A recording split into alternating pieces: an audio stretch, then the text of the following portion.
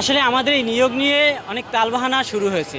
এর পিছনে কিছু কুচক্রী মহল আছে, কিছু কোচিং ব্যবসায়ী আছে, যারা কুচক্রী মহল বলতে যারা এই নিয়োগ পরীক্ষায় উত্তীর্ণ হতে পারেনি, তারা চাচ্ছে এটা বানচাল করে আবার পুনরায় পরীক্ষা হোক। অর্থাৎ তারা যেহেতু একবার ফেলটুস, তাহলে তারা যদি এই 14,000-কে দমিয়ে রাখতে পারে তাহলে আবার একটা সুযোগ পায় তারা। আর এই নিয়োগ যেহেতু মেধার ভিত্তিতে হয়েছে, 93% মেধা ছিল যেখানে, সেখানে আবার স্বচ্ছতার ভিত্তি, অর্থাৎ অনেকে বলে যে এটা জালিয়াতি হয়েছে, প্রশ্নভাস হয়েছে।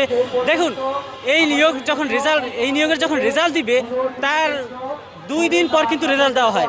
কারণ এনএসআই বলেন, তথ্য অধিদপ্তর বলেন, এরপর আমাদের শিক্ষা অধিদপ্তর বলেন, সেখান থেকে অনুমতি নিয়ে অর্থাৎ বিচার বিবেচনা করে রিভিউ করে তারপর কিন্তু আমাদের এই রেজাল্টটা দেওয়া হয়েছে। পরবর্তীতে আমরা চূড়ান্তভাবে সুপারিশপ্রাপ্ত হই। বিশেষ করে রমজানে যখন আমরা মেডিকেল টেস্ট দেই, তখন কিন্তু রোজা রেখে আমরা মেডিকেল টেস্ট দিয়েছি। তারপর পুলিশ ভেরিফিকেশনের ফর্ম জমা দিয়েছি। কেউ ঢাকা থেকে আসছে, কেউ নিজ নিজ জেলায় থেকে পুলিশ ভেরিফিকেশন ফর্ম জমা দিয়েছে।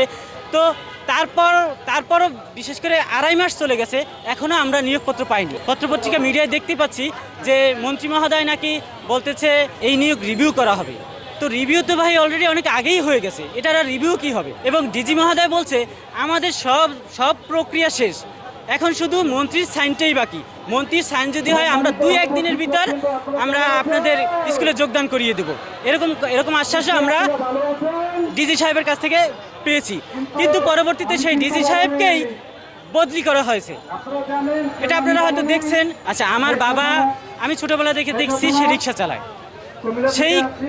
সেই পরিবারের একজন সন্তান, যেই পরিবার ছেলেকে মানুষ করাতে পারবে না বলেছিল একবার, কিন্তু আমি বলেছিলাম আমার টাকা পয়সার দরকার নেই, আমি নিজের পায়ে যেদিন দাঁড়াতে পারবো, চাকরি নিয়ে বাড়ি ফিরবো, সেদিন আমি বাড়িতে আসবো। ঠিক তেমনি আমি 12 বছর অর্থাৎ ক্লাস 6-এ যখন আমি 2010 সালে 2008-এ আমি প্রাইমারি ট্যালেন্ট পুলে বৃত্তি পরীক্ষা দিই। তো বৃত্তিও পাই, এবং ওইখান থেকে যখন এক বছর আমি বাসায় ছিলাম, তারপরে যখন 6-এ আমি মানুষের বাসায় থেকে, অর্থাৎ যাকে বলে লজিন, অনেক এলাকায় লজিন বলে, অনেক এলাকায় জাগির বলে, ঠিক আছে। তো বরিশালের বাসায় লজিন থেকে মানুষের বাড়ি কাজ করে আমি এই পর্যন্ত এসেছি। তো সেই কষ্টটা আসলে বাবা মা সহ্য করতে পারে না, যে ছেলেটা পণ করেছে চাকরি নিয়ে বাড়ি ফিরবে, চাকরি নিয়ে আসলো কিন্তু চাকরির কোনো খবর নাই। তো এটা প্রহসন ছাড়া আর কিছু না। আর এলাকায় আমরা যখন দীর্ঘ 2 মাস 2.5 মাস বসে আছি, তখন এলাকার বিভিন্ন জন বলতেছে, ভাই কি চাকরি পাইলা, তোমার তো দেখি বাড়িতে বসে আছো, এখন তোমাদের চাকরি কি হবে না নাকি, না বাতিল হয়ে যাবে, এরকম বিভিন্ন কটু কথা আমরা শুনি। আবার বলে তোমরা টাকা দিয়ে পেয়েছো। ভাই, আমার বাবা তো রিক্সা চালক, এত টাকা কই পাবে? তো অনেকে বলতেছে, মানে প্রতিদিন সকাল সন্ধ্যা বলে যে ভাই তুমি যোগদান করো না কেন। এরকম করতে করতে আমি এক সময় তাদেরকে বিরক্ত হয়ে বলেছিলাম, আমার এলাকার এক স্যার ছিল, ওনাকে আমি বিরক্ত হয়ে বলেছিলাম, স্যার যেদিন আমি নিয়োগপত্র পাবো আমি আপনার বাসায় গিয়ে বলবো যে স্যার আমি নিয়োগপত্র পেয়েছি।